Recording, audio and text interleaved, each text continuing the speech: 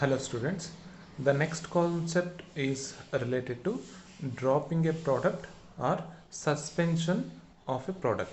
That means, so if company is producing multiple products and because of some losses faced by any one particular product, so the decision is going to be like that particular product is going to be discontinued or dropped from the production line. So based on this concept, so the managerial decision is going to be taken using marginal costing.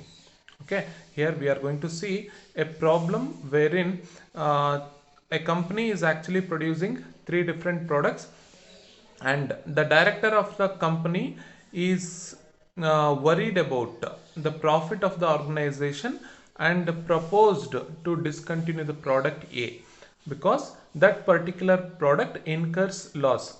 So here some information regarding all the three products are given. So those information are related to sales and cost related to each individual products. Okay, here the fixed cost is apportioned to product A, B, C in the ratio 1:2:3 respectively. So they are asking us to find out the information uh, uh, for the reason that why product A should be discontinued. Here two questions are mentioned. So the first one is, what suggestion would you give if you find that direct fixed costs are directly involved with each product line and that they would be awaited if the particular product line is dropped? Which means here direct fixed cost for product A is 0.5, product B is separate, product C is separate. If any one product line is discontinued, that direct fixed cost is not going to be there in the future. Okay, and in the second situation, if the direct fixed cost are such that no portion of this expenditure can be saved by the dropping of the product, which would be what would be your advice? Which means this direct fixed cost after discontinuing this particular product A, so this cost is going to remain in the cost sheet. That means even if the product is not produced, the company is going to incur some cost which is going to be charged against remaining two products.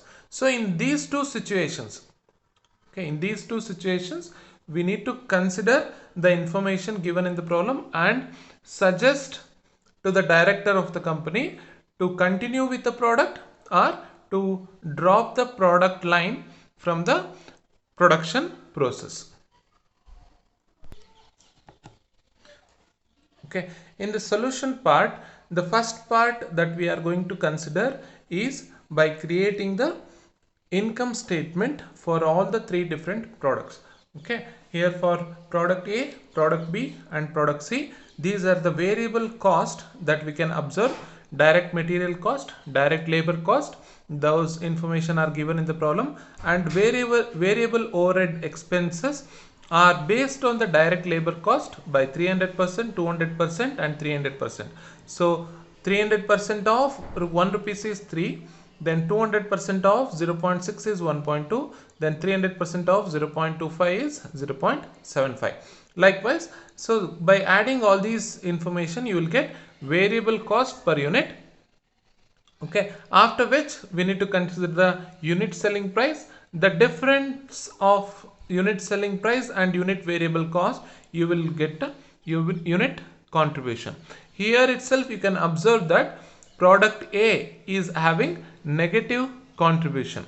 So if you consider the total sales volume and total contribution, the total contribution, product A is having negative total contribution, that is minus 1000 rupees. So after considering this variable cost, so we should consider the fixed cost. So there are two different costs. There are two different fixed costs provided in the problem, that is direct fixed cost and common fixed cost. Direct fixed cost means each cost is associated with that particular problem, and common fixed cost means that particular cost is related to all the product put together. Okay, here direct fixed cost that we need to consider at the earlier stage. So direct fixed cost per unit is 0.5, 0.5 and 0.375, and after which, so by multiplying with the total sales volume, you will get total direct fixed cost, that is 1000, 2500, 4500. After deducting this particular amount from the contribution, total contribution, so that means A minus B, minus 1000 minus 1000, again that is going to be minus 2000. Contribution towards common fixed cost is going to be minus 2000 for product A, and for product B and for product C it is 5500 and 4500. Total 8000 contribution is there towards common fixed cost. So in this particular statement itself, we can see that for product A, variable cost exceeds the selling price, right? So because of this reason only, the director can take the decision to discontinue the product. Okay, for further analysis, so we are going to see some other calculation which is going to be more evident to discontinue the product A. Okay, here comparison of profitability of alternatives, that statement is prepared.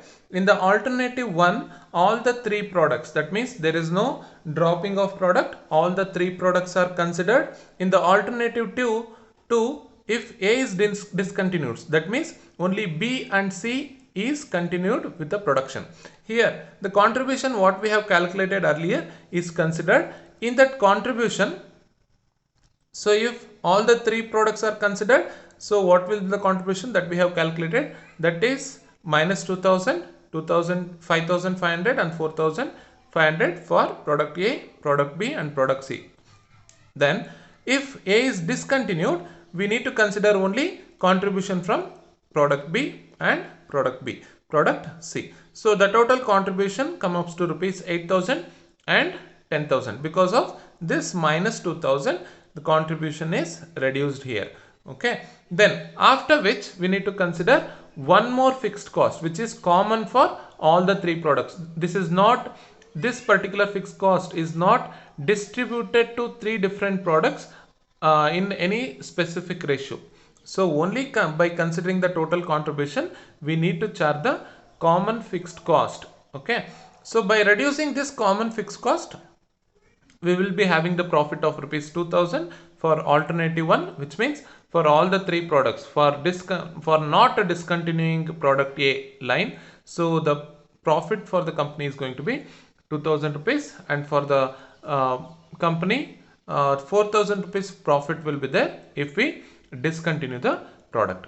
Okay, in the second scenario where direct fixed cost are inescapable or unavoidable, that means if product A is discontinued, then still that particular fixed cost is unavoidable. That means that particular fixed cost is going to be charged against other 2 product. Okay, that means we can also say this direct fixed cost is going to be considered as a common fixed cost. Okay, so just like the same statement, I am going to prepare one more statement. One more statement is prepared here in alternative 1, wherein all the 3 products are considered. In alternative 2, only product B and product C are considered. So contribution towards both common and direct fixed costs are considered here, which is already calculated in the previous page, that you can refer. Minus 1000, minus 8000, sorry, plus 8000, 9000, and for only product B and product C, information are considered here. Okay, so here we are reducing the fixed cost, which are both direct and common fixed cost. So direct fixed cost, earlier we have seen that 6000 is common fixed cost, 8000 is direct fixed cost. So total comes to rupees 14,000. So 14,000 on both side. After reducing that 14,000, we will be having the profit of rupees 2,000 and 3,000. In both the situation, company is having enough profit to take the decision that product A should be dropped from the production line. Okay, because we can see in the alternative 2 only two products are produced. After with the help of that information we can see there is increase in profit. In the first situation also we can see increase in profit. In both the situation, the director of the company is advised to discontinue the product A. Discontinue the product A. So by considering both the situations, you need to write the conclusion saying the product A is not profitable for the company. So that product line should be dropped from the production line. Okay.